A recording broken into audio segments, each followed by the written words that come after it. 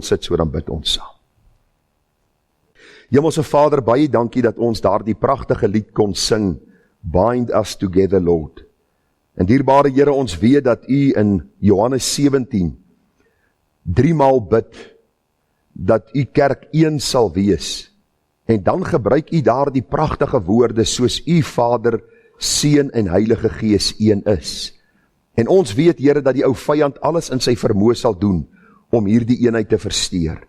En daarom pleit en vra ons vir U, Here, dat U vir ons genade sal gee, dat ons hart sal werk en ons volle gewig sal inwerp om eenheid te bewerk in die gemeente, in die kerk van die Here Jesus, deur 'n lewende getuie te wees, maar Here ook die broederliefde uit te leef onder mekaar, en dan mekaar se laste te dra en so die wet van Christus te vervul.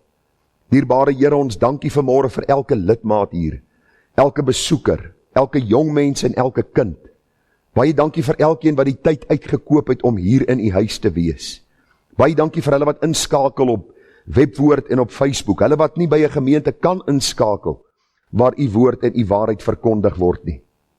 En wil ons vra, Here, dat U vir hulle ook ryklik sal seën en dit vir hulle maklik sal maak om dan te luister. Baie dankie dat ons U kan eer vir U guns en genade oor ons as gemeente. Here, U het vir ons versorg deur 'n jaar wat verby is, en ook in hierdie nuwe jaar vertrou ons U vir U versorging op tydelike gebied. Geestelik vra ons, Here, dat ons van krag tot krag sal gaan, en dat ons die kosbare vrymakende evangelie van Jesus Christus sal verkondig aan elke nasie, taal, volk en stam, tot daardie dag wanneer ons die basuin sal hoor weer klink, en ons U in U heerlikheid sal sien, soos U is. Dierbare Here, ons pleit en ons vra ook, dat U dan vir ons sal versterk vanmôre, vir my wat die woord moet oordra, vir hulle wat moet luister, dat U dit vir ons maklik sal maak, en dat ons U sal verheerlik, en Vader, soos die woord sê, dat Christus verhoog word, en dat mense deur die werking van die Heilige Gees na ons Here Jesus getrek sal word. Dis die doel van ons kerk, die doel van ons erediens, die doel van ons byeenkoms, dat ons dierbare Here Jesus, die verlosser en heiland van ons siele, die liefling van die hemel, dat hy verhoog en verheerlik sal word. En ons bid dit, Here, in U wonderlike naam, en ons bid dit met soveel danksegging, omdat ons weet, U is die hoorder en verhoorder van ons gebede. Gemeente, genade, barmhartigheid en vrede word vir U geskenk van God ons hemelse Vader, en van ons dierbare Here Jesus Christus, en ons bid dat dit kragtig menigvuldig sal word deur die werking van U Gees ook hier by ons. Amen. Ek het onlangs die aanhaling van Dr. J.C. Ryle gelees, waar hy sê, gesondheid is 'n wonderlike seën uit die hand van die Here, maar as die Here siekte toelaat om my nader aan Hom te trek, dan is dit 'n groter seën in 'n mens se lewe. En ek het baie daaroor gedink, en ek het besef dat wanneer siekte of stryd of probleme oor 'n mens se pad kom, dan wonder jy baie keer, maar waar is die Here in hierdie stryd, en is hy regtig lief vir my, dat hy al hierdie goed oor my lewe toelaat, en soos 'n mens deur die blaaie van die Bybel werk, kom jy agter dat dit ook ten goeie meewerk in die lewe van hulle wat die Here liefhet. En ek het al in hierdie paar jaar wat die Here my gespaar het, om gedank vir tye van stryd wat hy oor my lewe toegelaat het. Alhoewel dit moeilik was en 'n mens daardeur gestoei het, het die Here sy genade aan 'n mens kom betoon. En die pad saam met die Here is soms hard, en dis soms 'n geweldige opdraande stryd, maar is absoluut die moeite werd. En as jy nou nog nie die boek van John Bunyan gelees het nie, dan wil ek jou aanbeveel, luister hom. Daar is nou op die audio, as jy nou ingaan op Play Store, kan jy dit aflaai, of by Google, kan jy aflaai Bunyan se audioboek, en dan luister jy, lees daar die man, en dan sien jy die pad van 'n kind van die Here. Goeie tye, tye van vreugde en blydskap, tye van opdraande, tye van afdraande, maar in dit alles is die Here by ons. Vriende, vanmôre gaan ons stil staan by die gemeente van Sardis. Nou, ons is nou by ons 5de gemeente, hier op die kaart, die gemeente Sardis. Philadelphia is die gemeente volgende week. Nou, glo dit of nie, Philadelphia is eintlik 'n boodskap wat vir ons goeie moed gaan gee. Want dit klink amper van hier, van Efese, Pergamus, Thyatira en Sardis, of daar net probleme was, en die gemeente van Smyrna en die gemeente van Philadelphia gee vir ons so 'n bietjie moed, om vir ons te kom leer dat ten spyte van afval, kan ons staande bly, en kan ons die goeie stryd stry, en ons hoef nie deel te word van hierdie stroom van ongeregtigheid, wat ook in die kerk van die Here Jesus dan, ek wil amper sê 'n landingsplek gevind het, en die kerk meesleep, sodat ons nie meer getuies is vir die Here nie. Ons gaan vanmôre kyk na die gedagte, jy het die naam dat jy lewe, maar jy is dood. Geweldige boodskap hierdie week, toe ek het voorberei het, om te sien dat die Here met hierdie gemeente praat. 'n Gemeente wat goed begin het, 'n gemeente wat die waarheid van God se woord gehoor het, wat die basiese beginsels verstaan het, wat die Here Jesus eens op 'n tyd lief gehad het. En daardeur wil ek nie vir u sê dat daar mense is wat gered kan wees en dan verval hulle weer van die genade nie. Daar bestaan nie so iets nie. Mense vra my dikwels, maar Piet, het die Here gedien vir 5 jaar en nou dien hy die duiwel? Dan sê ek, Piet het nog nooit die Here gedien nie. Hy het 5 jaar voorgegee, hy dien die Here. Maar ongelukkig bestaan die kerk vandag uit baie mense. Die Bybel praat van die goeie saad en die onkruid. En ons kan nie sien wie onkruid en die goeie saad is nie, behalwe deur die werke wat aanhoudend in lewens na vore sal kom. En die hartseer van hierdie gemeente in Sardes is, dat daar was die wat werklik gered is, en gered was, en die Here gedien het, maar hulle was al hoe meer en al hoe meer verdruk deur hulle wat ingekom het, wat die Here nie geken het nie, sodat die Here se uitspraak later oor die gemeente was, julle die naam, dat julle lewe, maar julle is dood. Nou ons gaan vanmôre 'n bietjie kyk daarna, eintlik 'n hartsdeursoekende boodskap, en mag die Here vir ons genade gee om die waarheid daarin te verstaan. Ek gaan eendag 'n boodskap bring, seker nie te lank van nou af nie, oor die gedagte van die vervalleer. Die vervalleer is 'n klomp mense wat sê jy kan weer van die genade verval, as jy eens op 'n stadium gered geword het, en ek gaan vir u verduidelik waarom die Bybel vir ons baie duidelik leer, as jy kind van God is, dat God deur sy gees jou in stand sal hou, tot die dag dat jy die Here in sy heerlikheid sal sien. Maar dit is 'n boodskap vir 'n ander dag, en ek wil nie op 'n sypad gaan nie. Ek sê gister vir die kerkraad, ek verduidelik baie keer dat jy hier deur Brakpan moet gaan om by die Kaap uit te kom, né? En almal van ons weet Brakpan is gevaarlik.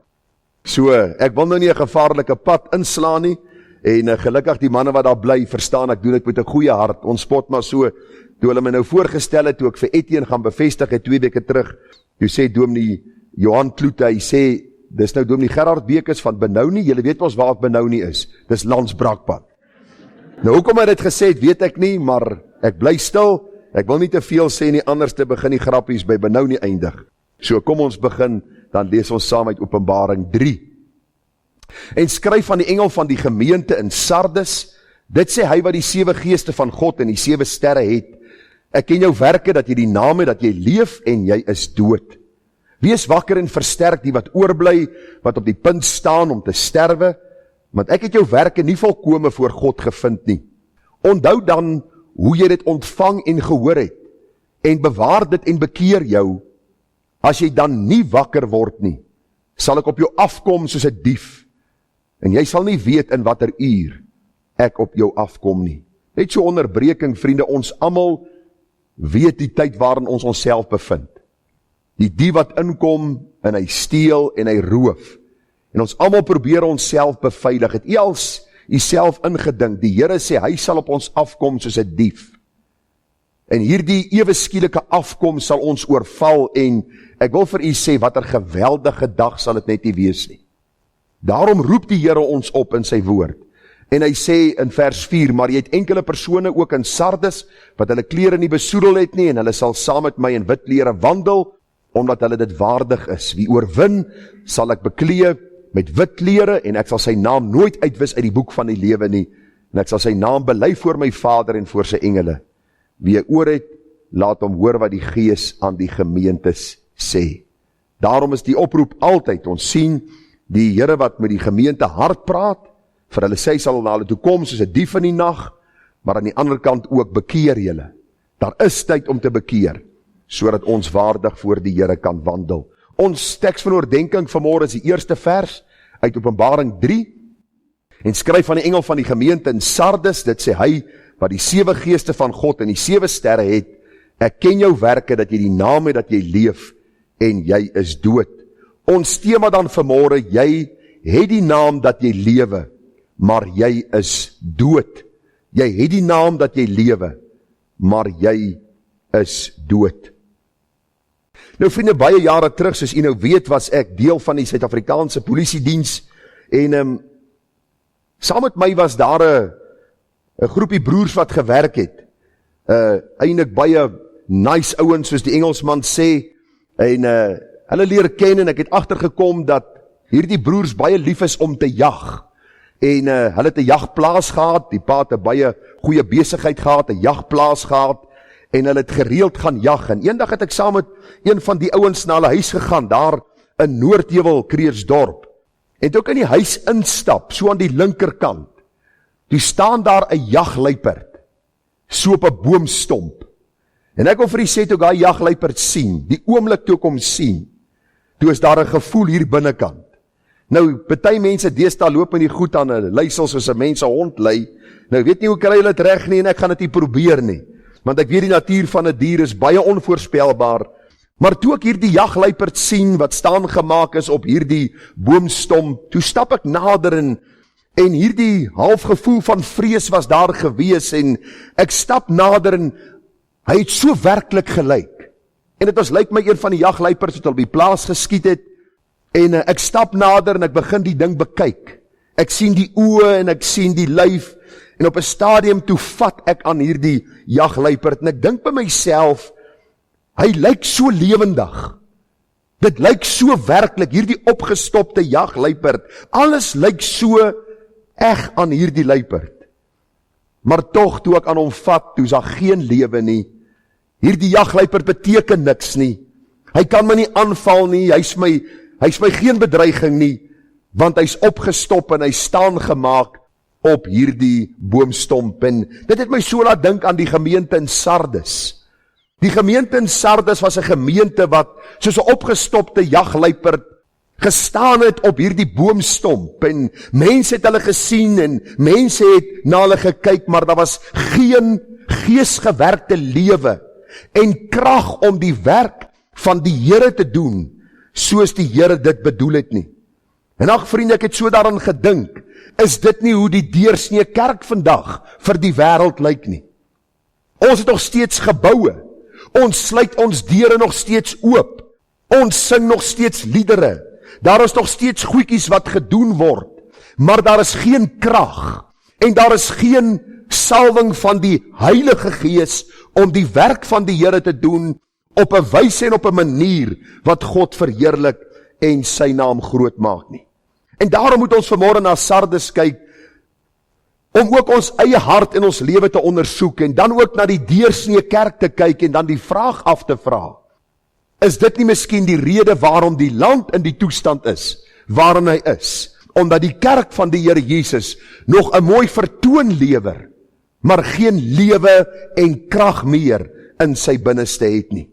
En daarom gaan ons vanmôre kyk na 4 gedagtes, die ontnugterende aankondiging, wat die Here vir hierdie gemeente in Sardes gee, en hoe dit ook op ons van toepassing is, die oproep en weg tot herstel, die bemoediging aan die getroues, en dan die genadige en onwankelbare beloftes aan die oorwinnaars. En kom ons val dadelik weg met die ontnugterende aankondiging. Nou ek glo op hierdie stadium met die gemeente van Sardes seker al gehoor dat die ander gemeentes 'n brief van Johannes ontvang het. Onthou, hulle was die 5de gemeente in hierdie lyn van briewe wat gegee was, en ek wonder of hulle nie so half op die punt van hulle stoele gesit het en gewag het, wat gaan ons brief sê? En wat het die Here vir Johannes gesê om vir ons leraar te sê, om aan ons oor te dra nie? En ek dink toe die leraar hierdie rol oopmaak, en hy lees, toe is daar siddering en bewing in die gemeente en onder die lede.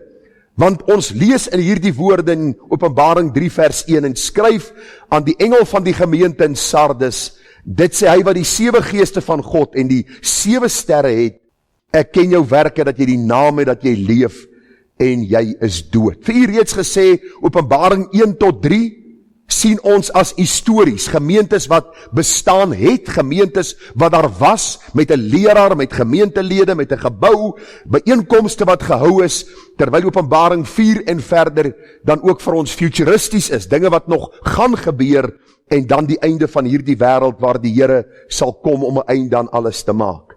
So hierdie gemeente in Sardes wag vir hulle brief, hulle ontvang hulle brief, en die Bybel sê vir ons dat hierdie engel of leraar, soos ek nou al reeds vir u gesê het, of ouderling wat leier in hierdie gemeente was, hierdie brief aan hulle lees. En toe hierdie brief lees, toe praat hy dan ook van hierdie God, wat dan hierdie boodskap aan hulle wil oordra, en die woorde, die engel van die gemeente in Sardes, dit sê hy hoofletter, die Here, wat die 7 geeste van God en die 7 sterre het. Nou, hierdie 7 geeste, vriende, dui maar net op die volmaaktheid van God se gees en God se volkomenheid. As u gaan lees in Jesaja 11 vers 2, vind ons ook die volledige beskrywing van God se gees. Die Bybel sê op hom sal die gees van die Here rus, die gees van wysheid en die gees van verstand, die gees van raad en sterkte, die gees van kennis en van die vrees van die Here, die 7voudige beskrywing van God se gees. Nou waarom begin die Here deur vir hierdie gemeente in Sardes te sê, dat dit sê hy wat die 7 geeste en die 7 sterre het? Eenvoudig om vir hierdie gemeente te sê, dat dit is die Heilige Gees wat harte deursoek. Vriende, ek kan nie u hart sien nie. Ek sê onlangs vir Calvin, toe ons huisgodsdiens hou, toe sê ek vir hom, luister seun, papa kan nie sien jy dien Jesus in jou hart nie. Ek moet sien jy dien hom in jou lewe, in jou wandel, in dit wat jy doen, in wat jy sê, en hoe jy optree. Niemand dien Jesus net in hulle harte nie. Baie mense sê, ek het Jesus in my hart genooi, en ek sê dan vir hulle, wys dit vir my. Wys dit vir my. En ek wil dit graag vir jou wys. As Jesus in my hart woon, dan is hy koning van my lewe, en sy gees doen oortuigingswerk, en dit sal ook in my lewe prakties na vore kom. Die 7 sterre, vir u al reeds gesê, toe ons begin het, dit dui op die leraars, die 7 leraars van die gemeente, en in hierdie geval sê die Here vir hierdie gemeente, skryf aan hierdie gemeente, hy wat die 7 geeste en die 7 sterre het, jy die naam dat jy lewe, maar jy is dood. En ek vra vir myself die vraag, hoekom sal die Here dit sê? En toe kom die spreekwoord hier in my gedagte op, daar is 'n spreekwoord wat sê, like pastor, like people. Luister, die man wat voorgaan, so sal sy gemeente wees. As die man wat voorstaan die Here nie lief het nie, sal die gemeente die Here nie lief hê nie. As die man wat voorstaan lief is vir geld, sal die gemeente geld najaag. As hy lief is vir sonde, sal die gemeente sonde najaag. As hy hoogmoedig is, sal die gemeente hoogmoedig wees. En ek wil vir u sê, u kan die moeite gaan doen om van ons kerke in ons omgewing en in ons land te gaan besoek, en u sal min gemeentes kry, waar die predikant nog poog om die Here te verhoog, sodat die gemeente deur die prediking na die Here getrek sal word. Ek praat met baie mense van verskillende kerkdenominasies, en een na die ander sê vir jou presies dieselfde, luister, ons stap Sondag leeg in, en ons stap leeg uit, want daar is niks van God se woord, en niks van sy gees, en niks lering, wat ons kan leer, hoe ons die Here moet dien, in hierdie bose krom en verdraaide geslag nie.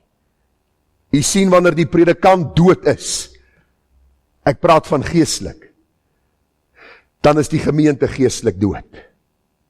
Hulle sal klanke maak, hulle sal goedjies nog doen, maar die spreekwoord is waar wat sê, like pastor, like people. Die Here kom en hy sê vir hulle, ek ken jou werke.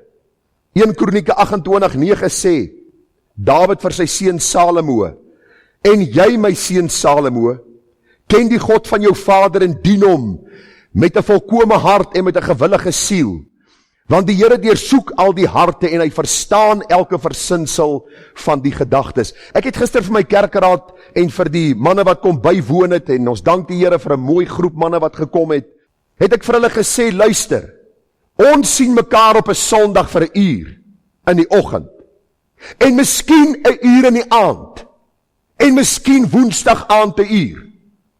So dit is 3 ure, ek dink daar is 168 ure in 'n week, ek is nie seker nie. Maar as daar is, 3 ure teen 168 ure is maar min.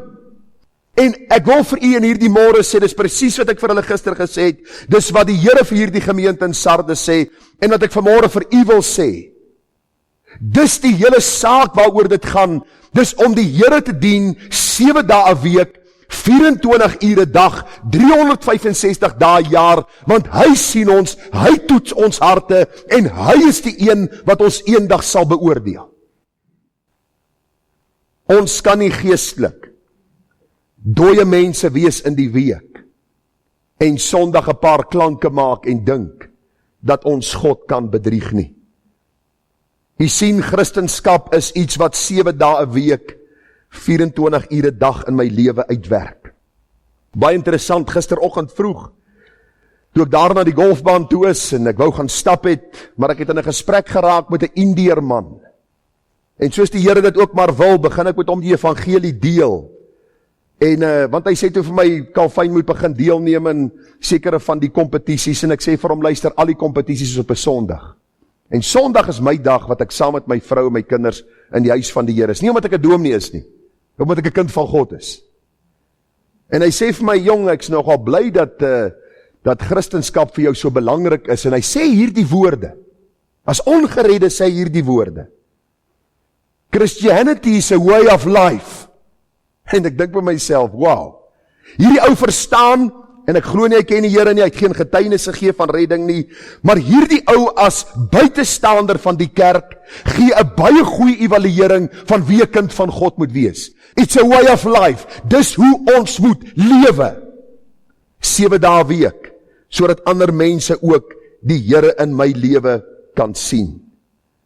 Die Bybel sê vir ons daar in Jeremia 17 vers 9, dat die hart is bedrieglik bo alle dinge, ja verdorwe is dit, wie kan dit ken? Ek die Here deursoek die hart, toets die niere, om aan elkeen te gee na sy weë volgens die vrug van sy handelinge. Sondag aand se boodskap, laasweek uit Psalm 12, die hart en die niere dui maar net op die diepste binneste van ons wese. Met ander woorde, wat ons dink en hoe ons hier in ons binneste daarna uitsien, want dit kom gewoonlik na vore in ons werke en in ons lewe. As die Here na ons werke kyk, dan soek hy nie volmaakte mense nie, vriende. Ons jaag na volmaaktheid, ja. Ons streef elke dag om te wees soos Jesus. Maar wanneer ons in hierdie proses van heiligmaking val, dan is dit eie aan 'n kind van God dat hy opstaan en met nuwe moed en krag die pad sal aandurf. Iemand wat die Here nie ken nie, sal aan sy pad gaan lê en sê, ag, dis te swaar. Jy ken mos daar die ou liedjie wat die kleerlinge sing, en hulle trek om ons so. Dis swaar om my laste te dra. Jy het al gehoor? As jy nie depressed is nie, is jy depressed daarna. Daarna sê hulle, dis so lekker om die Here te dien, en die gedagte maar net daaraan is, dat wanneer ons die laste dra, kom die Heilige Gees, en hy kom leer ons dat hy ons in staatsteller is, sodat ons meer as oorwinnaars kan wees. Hierdie gemeente kry die aankondiging, jy die naam dat jy lewe, maar jy is dood. Nou kom ek gee vir jy so klein bietjie agtergrond, dat jy net beter sal verstaan, hoekom die Here ook vir Johannes gesê het, om dit geskryf aan die gemeente in Sardes. Nou Sardes was die hoofstad van Lydië. Nou miskien beteken dit nie vir u baie nie, maar gaan kyk bietjie op die kaart, en kyk bietjie agter in die Bybel, is daar verskillende kaarte, en u sal sien waar die gemeente sit. Nou Sardes was die hoofstad van Lydië, en dit was 'n baie vooruitstrewende handelsentrum, wat bekend was vir sy rykdomme. Sardes was 'n baie ryk gemeente. Daar was baie handelsbedrywighede en mense het baie ryk geword. Ongelukkig, soos dit maar ook vandag is, was daar oorloë en hierdie stad is ingeneem deur die Perse en is verower en van sy rykdomme en wapens beroof. Van hierdie ryk, florerende stad na amper ek wil amper sê rommelstatus, nê? Wat hulle dan bereik het in 'n kort tydjie. Om die kersie op die koek te sit, 17 na Christus, het hierdie stad 'n verwoestende aardbewing beleef. En die stad is nooit weer tot sy vorige glorie herstel nie. Toe Johannes hierdie brief skryf aan hierdie gemeente, was hulle op 'n stadium in daardie posisie ook, waar die mense die stad probeer bou het, en probeer terugbring het na sy vorige glorie, maar op die einde van die dag kon hulle nie weer ekonomies en polities so sterk staan soos dit was nie. En Johannes gebruik hierdie voorbeeld en hy gebruik hierdie gedagte om vir die gemeente ook te sê, julle het op 'n stadium goed begin. Daar was op 'n stadium 'n geestelike vooruitgang by julle. Julle het op 'n stadium die werk van die Here gedoen soos dit behoort gedoen te word. Maar omdat julle sonde en ongeregtighede en booshede in julle midde toegelaat het, is julle soos hierdie stad se fisiese agteruitgang, het julle ook geestelik begin agteruitgang, en die ooreenkoms is baie duidelik sigbaar. Ek praat die week met 'n man. Nou, u sal ook my vra, maar jy praat met baie mense, en luister vriende, ek word betaal om te praat. En baie keer raak ek ook maar moeg om te praat, maar as ek praat oor die dinge van die Here, is dit vir my altyd aangenaam. Ek ontmoet hierdie week 'n man, en ons het so 'n bietjie rond die golf saam gespeel, en ek gaan sit so saam met hom, en hy begin my vertel van sy kerk. Hy sê vir my, man, hy sê vir my, ek is nou in 'n goeie kerk. Ek sê, ja.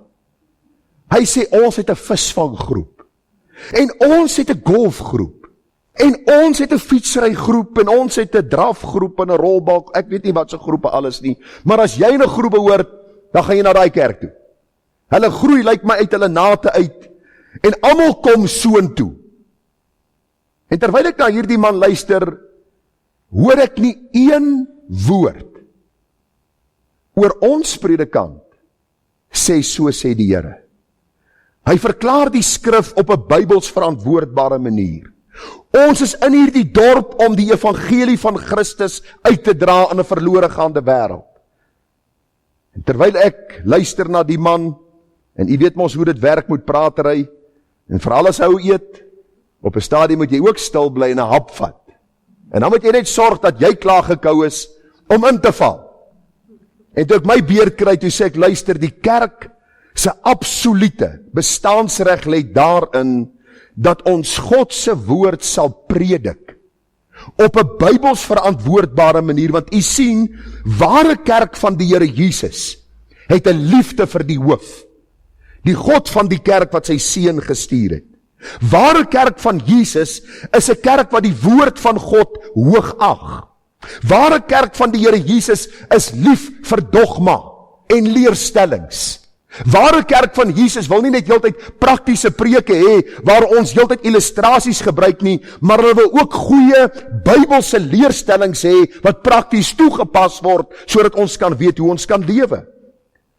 'n Ware Bybelse kerk is 'n kerk wat uitreik na mense, nie om hulle deel te maak van my visvanggroep, of my golfgroep, of my fietsrygroep nie, maar deel te maak van die vissers van mense, waar ons uitgaan om siele vir die Here Jesus te bereik.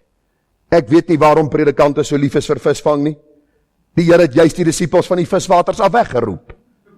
Dis hoekom ek golf speel. Die hele gedagte is maar net, ware kerk van Jesus is kerk wat lewend is, omdat God deur sy gees lewe kom bring het. Ware kerk van Jesus hou hulle nie besig met baie dinge om lewend te lyk en goed te lyk nie. Maar ware kerk van Jesus is hier om hom in die eerste plek te verheerlik, wat sy seun gestuur het om aan die kruis vir ons sonde te sterf, en dan geonderrig te word, sodat ons diensbaar in hierdie wêreld kan wees. Baie interessant is, in ons Bybelleesprogram die week, ons het deur die boek Matteus gewerk. Sal u onthou? Onthou u alles wat u gelees het? Ek onthou nie alles nie, maar ek onthou iets wat vir my uitgestaan het. En ek het in een van my Bybels geskryf by Matteus 23 in Engels. Wow, what a message. Met wie praat die Here daar? Met die kerkleiers. Hy praat met die wat mooi vertonings gelewer het. Hulle het in die sinagoges ingegaan, hulle het reg aangetrek, hulle het reg gepraat, hulle het gevas, hulle het almoese gegee, hulle het alles gedoen, maar die Here sê vir hulle die volgende in Matteus 23:25. Wee julle skrifgeleerders, hierdie woordjie wee julle is amper 'n sterk uitdrukking van, luister, dit wat julle doen is voor God onaanvaarbaar. Wee julle skrifgeleerders en fariseërs, geveinsdes. Nou ek weet nie van u nie, maar die Here Jesus was definitief nie Hierdie ou prentjie wat die Rooms-Katolieke Kerk vir ons deurgee, met die ou fyn besnaarde ou gesiggie, met die fyn baartjie en die ou wit jassie wat hy aan het, met die druppeltjie bloed wat hier vloei nie. Dis guts, om vir die geestelike leiers van jou tyd te sê, julle maak die buitekant van die beker en die skorrel skoon, maar binnekant is dit vol roof en onmatigheid. Vers 26, blinde fariseërs, maak eers die binnekant van die beker skoon, en die skottel skoon, sodat ook die buitekant daarvan skoon kan word. Wee julle skrifgeleerders en fariseërs, geveinstes, want julle is net soos gewitte grafte, wat van buite wel fraai lyk, maar van binne vol doodsbene en allerhande onreinheid is. So lyk julle ook van buite vir mense wel regverdig, maar van binne is julle vol geveinsdheid en ongeregtigheid. Wat wil die Here vir hierdie gemeente in Sardes sê? Wat wil die Here vir die fariseërs en die sadduseërs sê? Wat wil die Here vir my en vir jou vanmôre in Benoni gemeente sê? Benoni gemeente bestaan nie uit stoele, uit 'n gebou, uit deure, uit koppies en pierings nie. Stem jy saam? Dit bestaan uit wie? Uit mense. U wat hier sit en hulle wat vanmôre inskakel, ons wat deel is van hierdie gemeente, die Here praat met ons en hy sê vir ons, dat ons seker moet maak dat ons lewe in ons harte het, deur sy gees, wat by die wedergeboorte plaasvind, sodat dit uiterlik na buitekant toe kan uitwerk. U sien die gemeente Sardes was besig met baie dinge, selfs aanvaarbare dinge, maar was nie kerk van Jesus soos hy dit bedoel het nie. Vriende, ons kan nie kerk van Jesus wees op ons manier en die Here behaag as ons hom in die krag van die vlees wil dien nie. Hierdie woordjie dood, die Here sê julle die naam dat julle lewe, maar julle is dood, beteken eenvoudig, hulle is verwyderd van dit wat God as lewendig bestempel. Dit is so 'n mooi beskrywing toe ek dit raak sien. Daar is 'n beskrywing in die Bybel as God praat van 'n lewende organisme. Die kerk is 'n lewende organisme. Ons is die liggaam van die Here. Hand, hoe weet jy ek lewe vanmôre? OK, u hoor my en u sien my. En my hande beweeg en my mond beweeg en my oë beweeg en alles beweeg en u beweeg ook baie keer krap die kop. Baie keer, ek het daarom nog nou nie een gesien na die horlosie kyk nie. As ek jou sien, gaan jy kom voorstaan, hè? En kom preek. Maar die gedagte is net, dit bring lewe. Ons sien, omdat ons suurstof in ons liggaam het, 'n hart wat nog klop, is ons lewendig en so moet die kerk van die Here Jesus ook lewend wees op 'n Bybels verantwoordbare manier. God beskou 'n lewendige kerk as 'n kerk wat hom eer en wat hom liefhet en sy woord liefhet. Hierdie gemeente was gestroop van geestelike krag.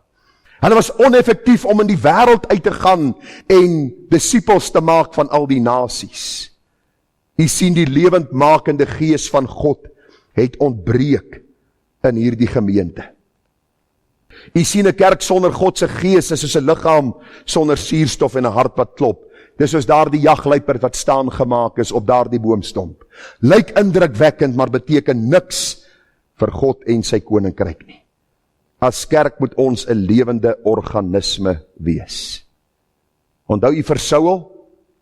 Wat sê die Here in 1 Samuel 16:14 vir Saul? Samuel sê, en Saul hoor die woorde, maar die gees van die Here het van Saul gewyk. Ou Samson, die man met die lang hare, wat gedink het sy krag lê in sy hare, moes later besef het toe hy gebind word deur die Filistyne en weggelei word as 'n gevangene, dat die gees van God van hom gewyk het. En ons moet onthou, daar is 'n verskil in die Ou Testament en Nuwe Testament, ek sal dit later vir u verduidelik. In die Nuwe Testament word ons verseël deur die Heilige Gees, maar daar is baie mense in 'n gemeente, wat dink hulle die gees van God, wat dink hulle is gered omdat hulle 20 en 30 jaar terug 'n oorgawe gemaak het, maar daar is geen krag van die gees in hulle lewe om sonde te oorwin en dan 'n getuie vir die Here te wees nie.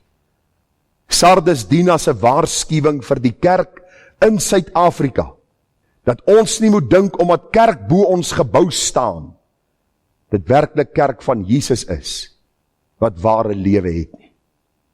Daar is 'n toets waarin ons moet voldoen. En daardie toets is, het God lewe kom bring, en is ons kerk van Jesus wat God hoog ag sy woord hoogag en siele vir sy koninkryk wen. En u moet nie bekommerd wees nie, die tweede en derde punt gaan nie so lank wees soos die eerste een. Die oproep en weg tot herstel. Is dit nie mooi nie? Julle die naam dat julle lewe, maar julle is dood, ek wil vir julle oplossing gee. Altyd die genade wat ons sien wanneer sonde uitgewys word. Die Here sê, wees wakker en versterk die wat oorbly, wat op die punt staan om te sterwe, want ek het jou werke nie volkome voor God gevind nie. Onthou dan hoe jy dit ontvang en gehoor het en bewaar dit en bekeer jou. As jy dan nie wakker word nie, sal ek op jou afkom soos 'n dief en jy sal nie weet in watter uur ek op jou afkom nie. Kyk God se genade.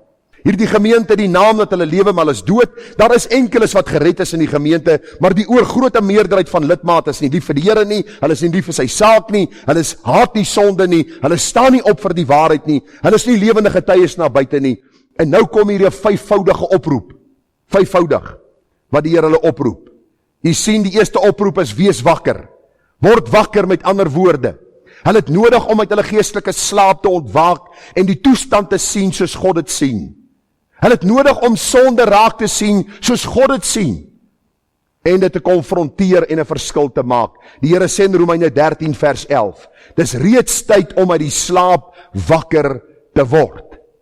U sien, ons ken die tydsomstandighede. Ek vra vir u vanmôre, wat moet die Here nog doen in Suid-Afrika en in die wêreld om mense wakker te skud? Die pandemie wat ons so pas beleef het, waar honderde duisende mense aan COVID dood is, en my en jou families geraak is daardeur, was 'n wekroep van God, en het lyk of Suid-Afrika en die wêreld verder wegsink in sonde. Die kerk is besig met allerhande snert oor profesieë en oor allerhande dinge wat die COVID aanbetref, en jy gaan soos 'n masjien word, en jy gaan in jou een of ander ding kry, en ons praat oor hierdie nonsens, en ons lewer profesieë wat ons nie kan bevestig nie, en ons kom nie by die evangelie uit om vir mense te sê, word wakker en bekeer jou tot God nie. Dis waarvoor die kerk daar is. Ek is nie hier om vir u te sê wat in jou ingespuit word of uit jou uitgetrek word nie. Ek is hier om vir jou te sê, bekeer jou tot die lewende God. Efesiërs 5 vers 14, ontwaak jy wat slaap en staan op uit die dode. Ek wil in hierdie dag vir jou sê, jy gaan of op hierdie aarde jou knie buig voor God, en hom erken as Here en hom as verlosser en saligmaker dien, of jy sal dit in die ewigheid doen. Jy sal dit doen, maar dit sal te laat wees vir jou. Jy sal op 'n punt moet kom dat jy moet dink oor hierdie goed. Want die kerk van die Here Jesus kan nie vir die wêreld daar buitekant 'n spotlied wees, omdat ons nie lewend is deur die krag van die Gees nie. Versterk die wat oorbly, gaan oor die geestelike deugdes wat weer opgewek moet word, dit wat van 'n gemeente lewende organisme maak, die prediking van die woord, Bybelstudie, die omgee vir mekaar, die dra vir mekaar se laste, die evangelie wat verkondig moet word. Met ander woorde, word wakker en doen weer wat julle moet doen. Dit wat die Bybel sê, ware kerk van Jesus is. Onthou. Nou dis nie die onthou wanneer jy iemand wil seermaak in die sin, onthou jy 3 maande terug het jy dit vir my gesê, en nou gaan ek vir jou terugkry daaroor nie. Dis nie wat die Here vir ons hier bedoel nie. Hier is onthou, gaan terug na die waarheid van die woord. Openbaring 2 vers 5, onthou dan waarvandaan jy uitgeval het, en bekeer jou. Efesiërs 2:11, daarom onthou dat julle ook vroeër 'n heiden was, maar nou in Christus Jesus het julle wat vroeër ver was, naby gekom deur die bloed van die lam. Die volgende oproep is bewaar. Met ander woorde, om wag te hou oor die waarheid. Seker te maak dat die waarheid nie weer ontvlug nie. Luister, daar is soveel stemme vandag, wat vir ons sê die Bybel is uitgedateer. Gaan sit Radio Sonder Grense aan. Ek wens dit wil word Radio Sonder Mense. Want die Sonder Grense is besig om oor ons grense in ons land allerhande boosheid uit te stuur, onder die naam van 'n Afrikaanse radiostasie. Moslem en elke Janrap en sy maat kan sy sê, en die volk luister en hulle sê, ons het dit nie geweet nie, professor so en so dit gesê, en Abjar Charro, wat ook al hy vanmôre gesê het, toe hy sy ding gedoen het op Radio Sonder Grense, het dit gesê, en ons moet net hierdie goedjies navolg, dat ons goeie mensies kan wees. 'n Goeie mens gaan nie hemel toe nie, ek wil net vir u sê. 'n Geredde mens gaan hemel toe. 'n Bloedgewaste mens gaan hemel toe. Daar's baie goeie mense wat eendag hel toe sal gaan. Psalm 119 vers 11. Ek het u woord in my hart gebere, dat ek teen u nie sal sondig nie. Openbaring 1 vers 3, salig is hy wat die woorde van die profesie lees, en wat het bewaar. 'n Kerk wat nie lief is vir die Bybel nie, het geen bestaansreg nie. As ons hierdie Bybel begin een kant sit, en die prediking verruil vir allerhande goed, moet ons die deure toemaak. Of ons kan daar opsit, sosiale klap, en dan nooi ons vir klipwerf, en ons dans die planke uit die grond uit, en ons verkoop wyn en kaas, en ons sê, hier is nou 'n klap, wat het alles open met gebed. Dis hoe boos ons land geword het. Hulle open hulle funksies waar hulle suip, tot toertyd in die aand, open hulle moet gebed. O Here, seën hierdie byeenkoms, want ons wil hierdie geldjies gebruik in u koninkryk, en die Here sê, ek soek nie julle geld, en ek soek nie julle gebed nie. Sardes was so gemeente. Die duiwel en die Here was ewe welkom gewees, en God sê, ek haat so kerk. Ons sal later uitkom by Laodicea gemeente, waar die Here hulle uitbraak. Dis die woordjie spoeg in die oorspronklike taal. Die woordjie bekeer, wegdraai van hulle sonde en belydenis en berou. Dit moet hulle lei na 'n nuwe gedragspatroon, wat eie is aan die kind van die Here. Dit moet hulle lei om anders te dink en anders te doen. Gemeente van Benoni, ek pleit by julle, kom ons wees nie 'n Sardes gemeente nie, maar kom ons maak seker ons is lewendig in ons harte deur God se Gees, en ons doen wat die Here van ons vra. En as u vanmôre nie is nie, hier is die 5voudige oproep vir jou. Vir die wat getrou is daar vanmôre 'n bemoediging. Vers 4, maar jy het enkele persone ook in Sardes wat hulle klere nie besoedel het nie, en hulle sal saam met my in wit klere wandel, omdat hulle dit waardig is. Baie interessant, die Here sê in Hebreërs 6 vers 10, dat die Here nie onregverdig is, om julle werk te vergeet in die liefde arbeid, wat vir julle, vir sy naam betoon het, omdat julle die heiliges gedien het, en nog dien nie. So kosbaar om te weet, vriende, daar is 'n besondere loon, wat wag vir die wat deur goeie en slegte tye getrou aan die Here was, sonder om te wankel in die geloof. En dan beteken dit nie sondelose mense nie. Ek sal dit vir u sê, tot die dag dat die Here my kom wegneem van hierdie aarde. As jy glo, dan gaan 'n punt in jou lewe kom, waar jy sondeloos is jy op 'n dwaalweg. Jou gebed is elke môre, ek jaag daarna. Here, ek het gister gefaal, ek weet, en ek vra u vergewe my, as berou in my siel, en ek vra Here vergewe my, maar u barmhartigheid is nie elke môre. U trou is groot, Here, vandag meld ek aan vir diens, en ek vra, help my om vandag die geur van Christus te versprei, soos nog nooit van tevore nie. Hoor hoe pragtig sê die Here dit in Hebreërs 13, vers 14 tot 16. Want ons het hier geen blywende stad nie, maar ons soek die toekomstige. Laat ons dan gedurig deur hom aan God 'n lofoffer bring. Dit is die vrug van die lippe wat sy naam bely. Vergeet die weldadigheid en die meerdeelsaamheid nie, want God het 'n welbehae in sulke offers. Ek dank die Here vanmôre vir elke getroue volgeling in hierdie gemeente. Ek sê gister vir my kerkraad en vir die broeders wat kom bywoon het, hoe bemoedig mense my in hierdie gemeente. En ek sê dit nie vanmôre net om te sê en so 'n bietjie heuningskwas te vat en nie te verf nie. Dis nie waaroor ek gaan nie, ek is bang vir bye, net kom al die bye hier in. Die beginsel is maar net, ek kan sien hier's mense in hierdie gemeente wat geestelik groei, en dit bemoedig my. Miskien voel jy vanmôre jy groei nie. Miskien dink jy vanmôre, maar hoorie, hoe sal God ooit so mense as ek in die hemel toelaat? Dan sal ek vir jou sê, luister, jou lewe bemoedig my. Want dis presies wat die Here wil hê, dat ons nooit op 'n punt van hoogmoedigheid sal kom, om te sê, luister, kyk na my.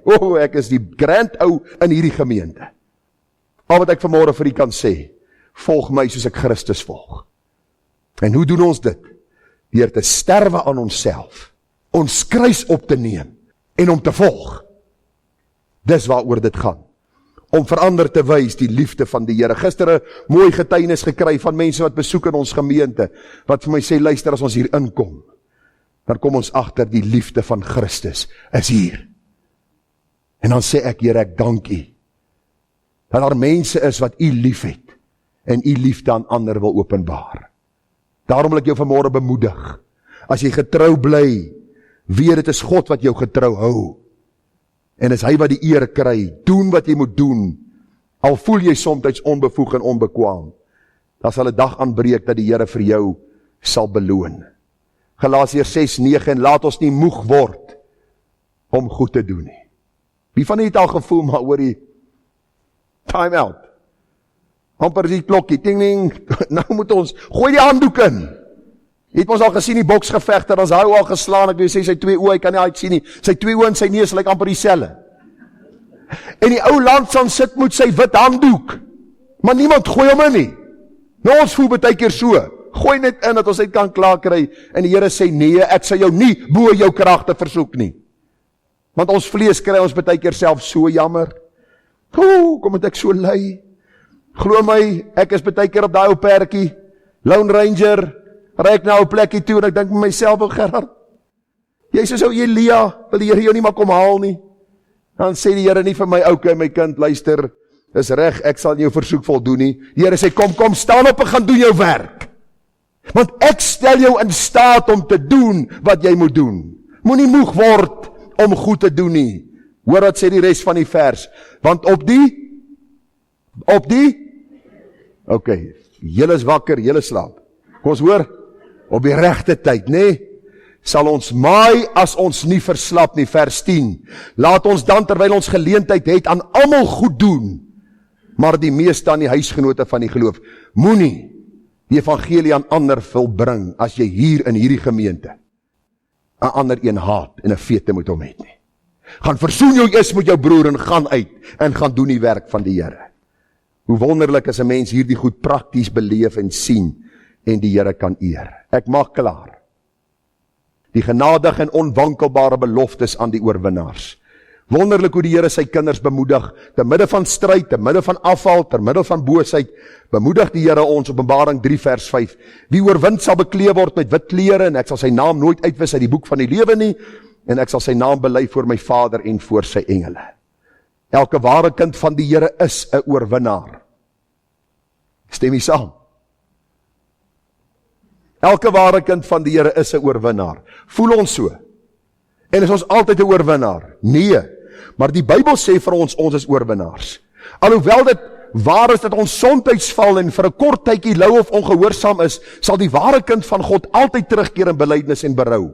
Romeine 8 is duidelik daaroor, hy sê, wat sal ons van hierdie dinge sê as God vir ons is, wie kan teen ons wees?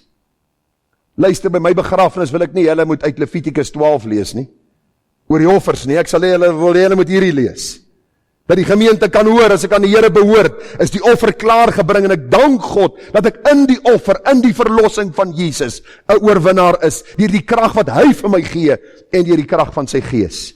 Vers 32 sê, God wat self sy eie seun nie gespaar het nie, maar hom vir ons almal oorgegee het, hoe sal hy nie saam met hom ons ook alles genadiglik skenk? Die kind van die Here luister vanmôre, al gaan jy deur watter stryd. Die Bybel sê, wie sal ons skei van die liefde van Christus? Verdrukking? Nee. Benoudheid? Nee. Vervolging? Nee. Honger? Hierdie honger beteken nie as jy elke 5 minute wil eet nie. Die honger is baie keer die kwessie dat jy swaar kry en daar stryd in jou lewe is, of naaktheid, of gevaar, of swaard. Vers 37, al kom al hierdie dinge oor my pad, maar in al hierdie dinge is ons meer as oorwinnaars deur hom wat ons lief gehad het. Vers 38. Nou sê Paulus, ek is verseker, dat geen dood, of lewe, of engele, of owerhede, of magte, of teenwoordig, of toekomende dinge, of hoogte, of diepte, of enige ander skepsel ons sal kan skei van die liefde van God, wat daar in Christus Jesus onze Here is. Nou kyk, by hierdie teksies wil ek soos 'n apostolie raak. Maar ek sal apostolies by my huis raak, maar dan wil 'n ou jou hand opsteek en sê, ek prys die Here, dat ek meer as oorwinnaar is, deur hom wat my lief gehad het, en hoor wat sê die Bybel, ek is so seker, soos ek hier staan, dat niks my sal skei van sy liefde nie. Hoe kosbaar is die belofte van die Here. Kind van God, miskien voel jy vanmôre so bietjie moedeloos. Miskien is daar stryd in jou lewe, miskien dink jy by jouself, maar hoorie, hoekom het ek nog so min gegroei in die klompie jare wat verby is? Weet daar is 'n God in die hemel wat in jou woon deur sy gees en wat vir jou lief is en jou veilig ander kant sal uitbring. Wat sal nog gebeur met hulle? Ons sal met wit klere bekleed word. Openbaring 19 vers 7, laat ons bly wees en ons verheug en aan hom die heerlikheid gee, want die bruilof van die lam het gekom en sy vrou het haar gereed gemaak. En aan haar is gegee en om bekleed te wees met rein en blink fyn linne, want die fyn linne is die regverdige dade van die heiliges. Toe sê hy vir my, skryf, salig is die wat genooi is na die bruilofsmaal van die lam. En hy sê vir my, dit is die waaragtige woorde van God. Ek hoor die verhaal so tyd terug van die priester wat afgestudeer het en hy moes by die koning van die land, moes hy 'n boodskap, sy intree boodskap gelewer het. Nou, dit was nie die priesters wat ons ken en al die dingetjies wat in die katholieke kerk aangaan nie, maar hierdie man moes sy intree boodskap voor die koning gaan gee het. En hy moet sy mooi gewaad het hulle vir hom gegee het by sy gradeplegtigheid, is hy hier na hierdie koning toe met sy perd en op pad na hierdie koning toe breek daar 'n storm uit. En hy hardloop met hierdie perd en hy probeer wegkom van die reën en die perd gly en hy val en hy's in die modder en die kleed skeur en hy kom daar by die paleis aan en die mense kyk hom met sulke groot oë. En hulle sê vir hom, jy kan nie met hierdie vuil klere voor die koning staan nie. Hy sê, dis al wat ek het. En hulle bring hom nou maar in en hy kom so verby die ou wat die orkes begelei en die ou wat die orkes begelei sê vir hom, jy kan nie so voor die koning staan nie. Hy sê, dis al wat ek het en hy gaan staan. En die koning kyk hom so, hy sê, jy kan nie so voor my staan nie. Ek gee jou kans om jou kleed skoon te kry en dan kom jy terug om jou boodskap te lewer. En hulle vertel dat hierdie priester gegaan het na die beste droogskoonmaker in sy tyd.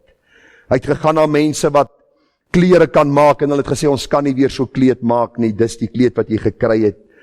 En na 'n lang tyd wat hy probeer het, toe kom hy weer by die paleis aan met daai selfe vuil kleed. En dieselfde gebeur, die ou by die deur sê vir hom, jy kan nie so voor die koning verskyn nie. En die ou by die musiek lei sê, jy kan nie so voor die koning verskyn nie, en hy gaan staan weer op die verhoog, op die platform, om sy intree preek te lewer. En die koning staan op en sê vir hom, ek het jou gesê, jy kan nie so voor my staan nie. En die volgende oomblik, toe kom die prins in. Die prins stap nader en hy vat hierdie ou vuil kleed en hy trek dit uit. En hy vat sy koninklike kleed en hy hang dit om hierdie vuil priester. En die koning sê, nou is jy vir my aanvaarbaar. Wat probeer ek vir u sê? Ons kan net goeie werke doen as ons beklee is met die kleed van geregtigheid wat Jesus ons gee by wedergeboorte. En partymal op hierdie aarde gebeur daar dinge en ons voete raak vuil en ons sondig partykeer en ons stel die Here te leer, maar ons begeer te bly om eendag in sy heerlikheid te wees, om die mooi sê so by hom te kry, en daardie dag sal aanbreek, waar ons voor hom staan en beklee word met hierdie blink, fyn linne, en nooit weer sal sonde ons lewe besoedel, of ons kleed kan besoedel nie. Nooit weer nie. Daarom wil ek vir jou sê, moenie ophou nie. Deur die krag van die Gees volhard, en ek kan jou waarborg vanmôre, jy hoef nie uit jou eie krag te probeer nie. Dis die krag van die Gees wat jou daartoe sal in staat stel. Hy sê, ek sal jou naam nooit uitwis uit die boek van die lewe nie. Nou wil ek gou vir u vra, daar's nog so 'n paar minute oor. Wanneer is ons name opgeteken in die boek van die lewe van die Lam? Toe jy gered geword het? Nee. Wat sê die Bybel? Van die grondlegging van die wêreld af is jy in die boek van die lewe van die Lam geskrywe. Wat Visie hier sê, is nou die tweede deel wat waar is. Wanneer het jy bewus geword daarvan? Die dag toe die Here jou siel red. Mense sê, my naam is geskryf in die boek van die lewe van die Lam, en ek sal sien of ek eendag in die hemel sal wees. Dan sê ek, luister, jy verstaan nie heeltemal die besigheid nie. Die Here sê in 1 Johannes 5 vers 13, ons moet weet dat ons die ewige lewe het.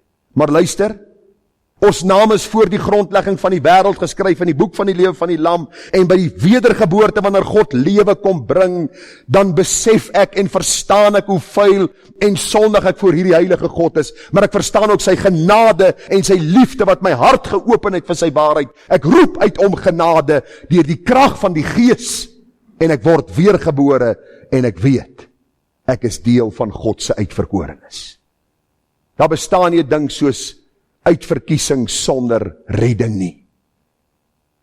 Daar is te veel mense wat die uitverkiesing haat, omdat hulle dit nie verstaan nie. God is die een wat die inisiatief neem, nie jy nie. Ek luister hierdie week, sê 'n man vir my, sê vir my, luister, die Here het afgekyk in die toekoms, toe sien hy, Piet gaan hom kies, en Jan gaan hom kies, en Sari gaan hom kies, en daarom is ons uitverkorenes, en toe sê ek vir hom, maar God het ook geweet, Anna en Gertjie en Kosie sal hom nie kies nie, en hy skaap hulle nog steeds. Ons verstaan nie die hele besigheid rondom God se ewige verkiesing, en die feit dat ons name geskryf is voor die grondlegging van die wêreld in die boek van die lewe van die lam nie. En ek het nie die vermoë om dit alles uit te pleis en uit te redeneer nie. Ek vra jou vanmôre, is jy gered? Dis wat ek jou vra. Moenie aan iets glo wat jy nie verstaan, of miskien sê ek is 'n verbondskind, of miskien deur die water is ek nou verseël in God se koninkryk nie. Die Bybel sê ons moet gered word. Maar die Bybel sê ook baie duidelik vir ons, dat ons weet dat ons name geskryf is in die boek van die lewe van die lam voor die grondlegging van die wêreld, die dag as God lewe bring in hierdie dooie siel. Daarom as iemand vir my sê, hy is uitverkore, dan sê ek vir hom, vertel my daarvan. Vertel my daarvan. Want 'n uitverkorene is iemand wat by die kruis redding ontvang het. Die dier wat jy gesien het, was en is nie, en sal uit die afgrond opkom, en na die verderf vaar, en die bewoners van die aarde, wie se name nie van die grondlegging van die wêreld af in die boek van die lewe geskryf is nie, sal hulle verwonder aan hulle, as hulle die dier sien, wat was en nie is nie, alhoewel hy is. Nou wil ek vir u sê, daar is baie mense wat sê, sien jy hierso? Die Here sê die name kan uit die boek van die lewe van die lam uitgehaal word. Dis nie wat hierdie vers sê nie. Hy sê die name is geskrywe. En daarom sal hierdie name vir ewig daar bly. En daarom eer ons die Here ook, dis die belofte wat hy ons gee. My skape, sê Johannes 10:27, luister na my stem. En ek ken hulle en hulle volg my, en ek gee hulle die ewige lewe, en hulle sal nooit verlore gaan tot in ewigheid nie, en niemand sal hulle uit my hand ruk nie. My Vader wat hulle aan my gegee het, is groter as almal, en niemand kan hulle die hand van my Vader ruk nie. Ek en die Vader is een. Gister by die kerkraadsdag het die vraag gekom, waarom hou mense so graag vas aan 'n dag en 'n datum? Ek is gered 18 April 1968. Hulle hou vas daaraan, maar jy sien niks van daardie redding in hulle lewe nie. Waarom? Want baie mense dink die evangelie is 'n brandpolis wat jy uitneem. En as ek die polis uitgeneem het op daardie dag, kan ek lewe soos ek wil, ek gaan hemel toe. Luister, jy gaan met daai brandpolis in al hel toe. As jy nie leef tot eer van die Here nie. U sien, wanneer die Here my siel kom red, word hy koning en meester. En die Bybel sê, my skape luister na my stem. As jy vanmôre sê is gered, en jy luister nie na die Here deur sy woord, en jy doen nie wat hy vir jou sê nie, dan gaan jou brandpolis verval. En jy gaan God se ewige verdoemenis beerwe. Maar as jy luister na sy woord, en daar is elke dag die gesindheid, Here, ek wil, en selfs in tye van moedeloosheid sê, Here, ek sien nie kans om so aan te gaan nie, ek wil my allerbeste vir u gee. Is dit alles bewyse dat jy behoort aan hierdie een wat jou vrygekoop het. Ons het vanmôre gekyk na die ontnugterende aankondiging, die oproep en weg tot herstel, die bemoediging aan die getroues, die genadige en onwankelbare beloftes aan die oorwinnaars. Sardes is die hartseer verhaal van 'n kerk en 'n gemeente wat eens op 'n tyd opreg voor die Here gewandel het, wat deur onbybelse leringe en standaarde verval het, soveel so dat Jesus self aangekondig het dat hulle dood is, sonder krag en waarheid. Vriende, al wat tussen ons en geestelike dood staan, is God se woord, sy gees en die handhawing van sy standaarde. As dit verwyder word van hierdie kansel, sal hierdie gemeente 'n dooie kerk word. Glo my. Dan sal ons elke Jan Rap en sy maat verwelkom. Dan sal die kerkraad met 'n dop in die hand staan en sigaret in die mond, en dan sal vuil grappe vertel, en almal sal lekker saam lag, en Sondag sal hulle sing prys die Here met blye galme. Dis die kerk van vandag. En die Here sê hulle is dood. Mag die Here ons bewaar dat ons nie verval in hierdie doodsheid, omdat ons uiterlike goed doen, maar ons harte voor God is nie reg nie. Die oomblik as ons kerk is op 'n manier wat ons wil wees, word ons 'n klap, 'n organisasie wat die naam het van kerk, maar ons is dood voor die Here. Ek sluit net af om vir u te vra, of die vraag vir u te probeer beantwoord, waarom is ek so ernstig oor hierdie saak, om u te waarsku? U dink miskien vanmôre, maar Jesus, hierdie ou nie gister 5 ure gepraat, en ek kan nie vanmôre amen sê nie. Lyk vir my, is gelaai met 'n nuwe stel batterye. Nou glo my, as ek by die huis kom, is ek pê. Maar gee my nog 2 minute. Waarom is ek so ernstig? Vriende, omdat ek eendag van jou siel rekenskap moet gee. Ek sien die kans om voor God te gaan staan, en vir hom te sê, ek het hierdie kudde nie gewaarsku nie. Ek sien nie kans daarvoor nie. Daarom sê Paulus, die dwang is my opgelê, en wee my, as ek dit nie vir mense sê, dat hulle moet bekeer tot die Here, en dat ons gemeente moet wees wat God verheerlik nie. Paulus sê in 2 Korintiërs 11 vers 1 en 2, ag, as julle my maar net 'n bietjie in my dwaasheid wou verdra, verdra my tog maar, want ek is jaloers oor julle met 'n goddelike jaloersheid, want ek het julle aan een man verbind, Christus Jesus, om julle as 'n reine maagd aan Christus voor te stel. Weet jy wat begeer ek? Dat die dag as ons daar by die heerlikheid kom, ek so van Eben af deur, tot daarbo, by ou Edwin kan sê, Here, hier is hulle. Die kudde wat u gekoop het met u bloed, wat u my toegelaat het om te versorg, en ek het dit gedoen na die beste van my vermoë, omdat ek u woord getrou gepreek het. En ek hoop u sal dan saam met my daar wees en sê, ons dank God vir sy genade, dat ons as 'n reine maagd voor hom gestel kan word, in die bloed van die lam, deur sy gees wat in ons woon, omdat ons geleef het as gemeente, wat lewend was, deur die krag van die Heilige Gees. Mag die Here ons so vind as hy kom, en mag ons die mooiste by hom ontvang. Kom ons bid saam. Vader, ek bid dat u vir ons wysheid sal gee in hierdie saak, en insig, en mag ons uit die gemeente Sardes leer, dat daar gemeentes is wat goed begin, maar deur sonde en kompromie 'n dooie gemeente word. En later moet enkele sit wat u ken, terwyl die leraar en baie keer die gemeente ook maar dood is. O Here, bewaar u kerk, en bewaar ons van so afval. Want dierbare Here, ons kan net kerk wees, as u die hoof van die kerk verheerlik word deur die prediking van u woord, in die krag van u Heilige Gees. Ons bid vir wysheid, ons bid vir insig, ons bid vir ons mense. Hou ons trou tot ons u sal sien soos u is.